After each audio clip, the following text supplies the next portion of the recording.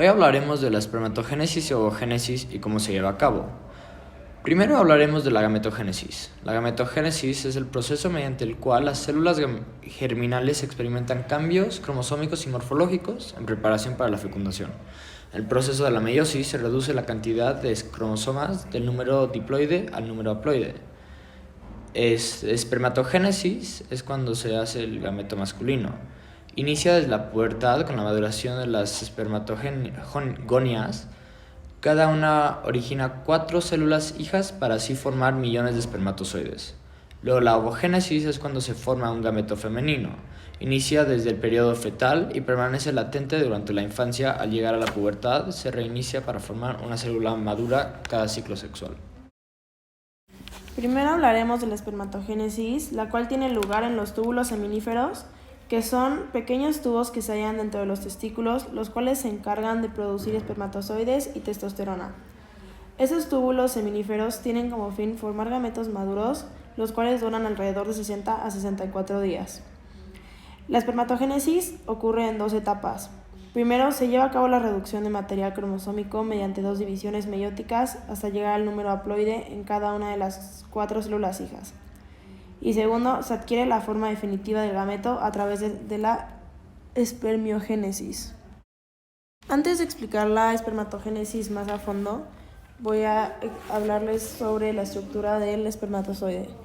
El espermatozoide es la única célula eucariota que tiene una flagela y cuenta con una cabeza que es en donde se encuentra el núcleo con el material genético que está repleto de ADN. Este material genético determinará el sexo de la descendencia. También lleva un acrosoma, que es una estructura en forma de sombrero que transporta enzimas, las cuales permiten al espermatozoide ablandar la cubierta del óvulo y penetrarla. Luego se encuentra el cuello o zona media, que posee una gran cantidad de mitocondrias que liberan energía necesaria para que el espermatozoide viaje hacia el óvulo. Y finalmente está la cola, que tiene como única función agitarse para propulsar al esperma al óvulo. En esta imagen podemos ver que la espermatogénesis es la de color verde. Y bueno, la primera etapa de maduración de los gametos se inicia cuando el grupo de espermatogenias tipo A dejan el ciclo meiótico con 46 cromosomas y se transforman en espermatogonias tipo B. Antes del inicio de la actividad meiótica, las espermatogonias tipo B se diferencian en los espermatocitos primarios, los cuales aumentan de volumen y su DNA se origina en el núcleo. Los espermatocitos primarios entran a la primera división meiótica con la misma cantidad de cromosomas, que son los 46 cromosomas replicados. Durante la primera división meiótica, en la etapa de leptoteno de la profase 1, los espermatocitos primarios dejan el compartimento basal cruzando la barrera hematotesticular. Al cruzar dicha barrera, las células germinales en diferenciación quedan bajo el cuidado y nutrición de las células de Sertoli, en la cual los espermatocitos primarios terminan su primera división meiótica y dan origen a 2 espermatocitos secundarios, con la cantidad de cromosomas reducida al número haploide, que son 23 cromosomas, uno de los cuales es el cromosoma X para una célula y el cromosoma Y para otra. Después de esto, los espermatocitos secundarios entran a la segunda meiosis, que es la meiosis 2, que se lleva a cabo más rápido, y al terminar se originan 4 células hijas, 2 de cada espermatocito secundario, llamadas espermátides.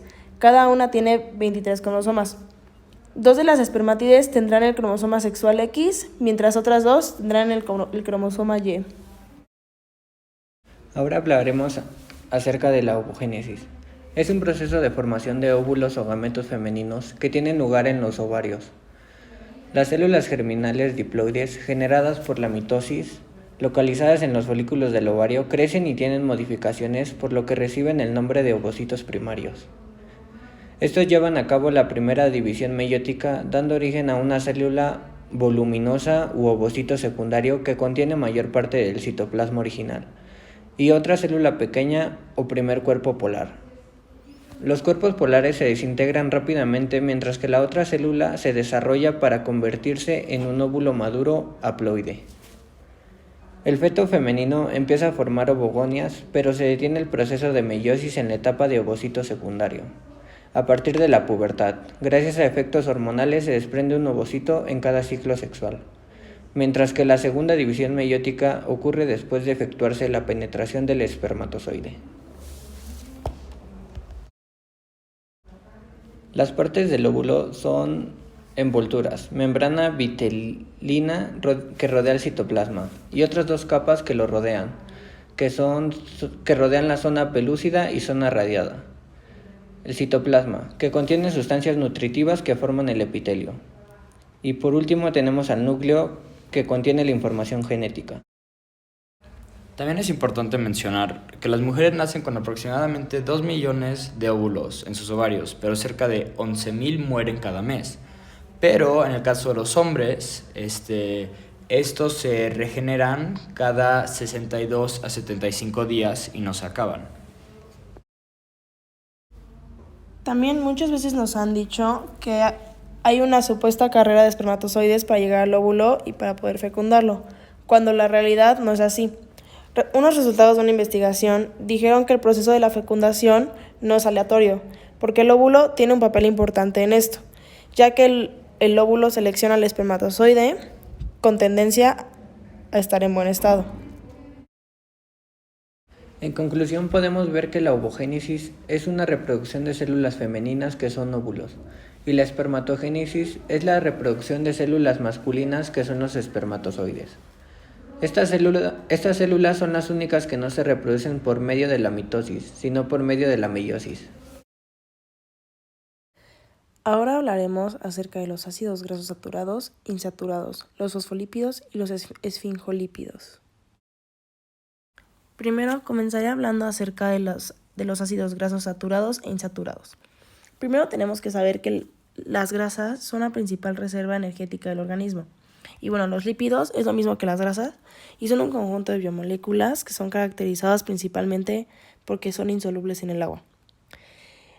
Empecemos con las grasas saturadas, que estas químicamente hablando tienen una forma lineal y esto les da una gran estabilidad, son sólidos y son sólidos a la temperatura ambiente. Estas grasas casi siempre se encuentran en alimentos de origen animal, pero también se pueden encontrar en alimentos de origen vegetal, tales como el aceite de coco y el aceite de palma. Su función principal, como todas las grasas, es aportar energía y también dan aspecto al cabello y a la piel. Estas grasas permiten la absorción de vitaminas liposolubles, tales como la vitamina A, D, E y K. Estas grasas están ligadas con las enfermedades cardiovasculares, ya que provocan el aumento del colesterol. Y bueno, ahora hablemos de las grasas insaturadas. Estas se clasifican en las cis y en las trans. Las grasas insaturadas cis se puede decir que son grasas buenas, ya que protegen al corazón y disminuyen el colesterol, entre otras cosas. También encontramos los ácidos grasos monoinsaturados y poliinsaturados. Los monoinsaturados son líquidos a temperatura ambiente y estos ayudan a disminuir el colesterol cuando se reemplaza por los ácidos grasos saturados. Un ejemplo de estos es el aceite de oliva. Y luego están los poliinsaturados, que son denominados como aceites esenciales porque nuestro organismo no es capaz de sintetizarlos y finalmente son aceites que necesitamos. Un ejemplo de estas grasas son el omega 3 y el omega 6 que se encuentran en el pescado y a veces en algunas semillas como la chía. Y bueno, las grasas trans se puede decir que son las grasas malas de este grupo.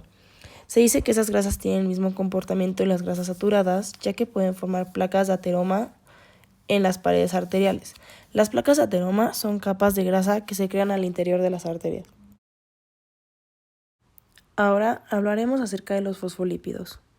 ¿Qué son los fosfolípidos? Los fosfolípidos son lípidos antipáticos que se encuentran en todas las membranas celulares de plantas y animales y pertenecen al grupo de lípidos derivados del glicerol. Los fosfolípidos se caracterizan por su eficacia para incorporar diferentes ácidos grasos. Dicha incorporación se ve reflejada en el incremento a nivel de la membrana celular y en consecuencia, tanto el tipo de fosfolípidos como los ácidos gráficos acompañantes serán cruciales para lograr un efecto determinado. Diversas investigaciones han encontrado que los fosfolípidos disminuyen los síntomas de situaciones patológicas y fisiológicas. Por ejemplo, procesos inflamatorios en pacientes con colitis ulcerosa, inhibición de la progresión de cáncer de colon y también reducen el estrés, mejoran la memoria, motilidad y cognición. Los esfingolípidos son un tipo de lípido complejo que provienen de aminoalcohol insaturado con 18 carbonos esfingosina. Existen esfingolípidos con o sin fosfato. Los fosfoesfingolípidos son los que tienen fosfato y glucoesfingolípidos no tienen fosfato y tienen hidratos de carbono. La esfingosina está unida a ácidos grasos de cadena larga por un enlace amida. Forman parte de la membrana celular y regulan el crecimiento, diferenciación, envejecimiento y apoptosis de la célula. También tienen gran función en la interacción entre células y el reconocimiento celular. Se encuentran principalmente en las células cerebrales y el sistema nervioso, aunque también se han encontrado en otras células.